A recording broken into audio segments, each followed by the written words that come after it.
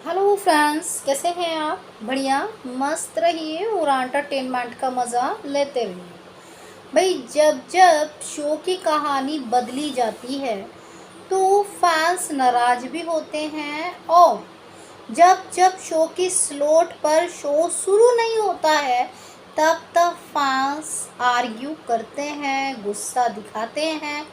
और उनका गुस्सा भी जायज़ है। देखिए, कहानी बदलना ना बदलना मेकर्स के हाथों में होता है, उसमें स्टार कुछ नहीं कर सकते। लेकिन अगर हम ये कहें कि जिस टाइम पर शो का प्रोमो दिया जाता है या रनिंग शो का प्रोमो दिया जाता है तो वहाँ पे बताया जाता है इस टाइम पे, लेकिन उस टाइम पे वो शो शुरू नहीं होता है, तो फिर आप कैसे कह सकते हैं उसके कंपैरिजन वो शो अच्छा है या नहीं है? तो चलिए, कुछ ऐसी ही बिग अपडेट मैं आपको बताने वाली हूँ जो सोशल मीडिया में चल रही है। At this time Anupama number 1 पर है, उसमें कोई डाउट नहीं है। हिंदी टेलीविज़न में सबसे प्यारा शो एट दिस टाइम लोगों को अनुपमा ही लग रहा है, और अनुपमा की ही टीआरपी निकल कर आ रही है। अगर हम बात करें अनुपमा के कंपैरिजन में वसुधा भी है और आपका जो है मन्नत भी है। इन दोनों की टीआरपी काफ़ी ज़्यादा डाउन है, इम्प्रूवमेंट इनमें नहीं आ रहा है। अनुपमा गिरती है, बढ़ती है, उठती है, गिरती है, बढ़ती है। इसीलिए अनुपमा के चाहने वाले हमेशा उसके साथ जुड़ते हैं, हटते हैं, जुड़ते हैं, हटते हैं, ये रहता ही है। लेकिन अगर आप उसका कंपैरिजन मन्नत से कर रहे हैं कि मन्नत की टीआरपी इसलिए नहीं बढ़ रही है क्योंकि वहाँ पर अनुपमा खड़ा है, तो डियर, अनुपमा 10 o'clock पर शुरू होता है और मन्नत 10:30 पर शुरू होता है। आप एक बार बीआरसी चार्ट देखिए तो आपको खुद लगेगा कि वाकई ही कलर जो है मन्नत को 10:30 देता है। तो फिर आप सोचिए डोरी किस टाइम देता होगा? तभी तो डोरी बंद हो रहा है, डोरी की टीआरपी नहीं निकल रही है। ये कौन से टाइमिंग में है? आप किसी शो को 11 बजे का टाइम दे रहे हैं, किसी को प्रोमो देते हुए आप कहते हैं 10 o'clock, 10:30। तो फिर आप अगर मन्नत की टीआरपी नहीं बढ़ रही है तो आप यहाँ पे अनुपमा को कैसे ब्लेम कर सकते हैं? कंपैरिजन की जाए कि तीनों की स्टोरी ऑसम चल रही है, वसुधा, मन्नत एंड अनुपमा। बट अगर स्लॉट देखी जाए तो तीनों की ही डिफरेंट है। तीनों ही शो कोई जो है अपना बस स्टार का जो है 10 o'clock पर शुरू होता है तो उसमें 5 या 10 मिनट का फ़र्क हो सकता है, लेकिन कलर जो है 10:30 पे करता है।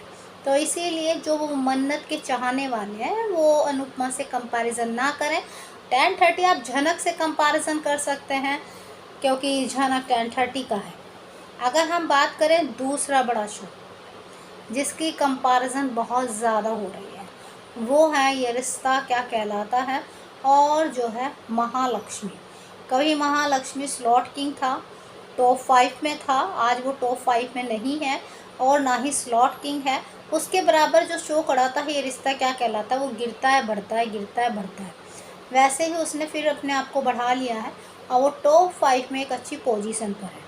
तो ऐसे में लोगों का कहना है कि उसका ड्यूरेशन ज़्यादा देते हैं, इसीलिए ये रिश्ता की टीआरपी बढ़ रही है। महालक्ष्मी का ड्यूरेशन कम है, इसीलिए उसकी टीआरपी, महालक्ष्मी को प्रॉपर टाइम पे शुरू किया जाता है, प्रॉपर उसका ड्यूरेशन है। आप ये नहीं कह सकते कि उसका ड्यूरेशन कम है। तो इसीलिए अगर कंपैरिजन में किया जाएगा तो ये रिश्ता ही स्लॉट किंग है, ये रिश्ता ही ने ही जो है महालक्ष्मी को बीट किया है। ये रिश्ता के पास पॉइंट बहुत ज़्यादा है। लेकिन हाँ, आप ये कह सकते हैं कि ये रिश्ता को ड्यूरेशन कई बार ज़्यादा दिया जाता है, 5 या 10-15 मिनट का ड्यूरेशन दिया जाता है। वो स्टार प्लस को जब भी लगता है कि मेरी टीआरपी डाउन है तो वो कहीं ना कहीं किसी एक शो की स्लॉट बहुत ज़्यादा ड्यूरेशन कम कर देता है, उसकी बाकी ड्यूरेशन बाकी शो में बांट देता है। उसकी कोई नई बात नहीं है।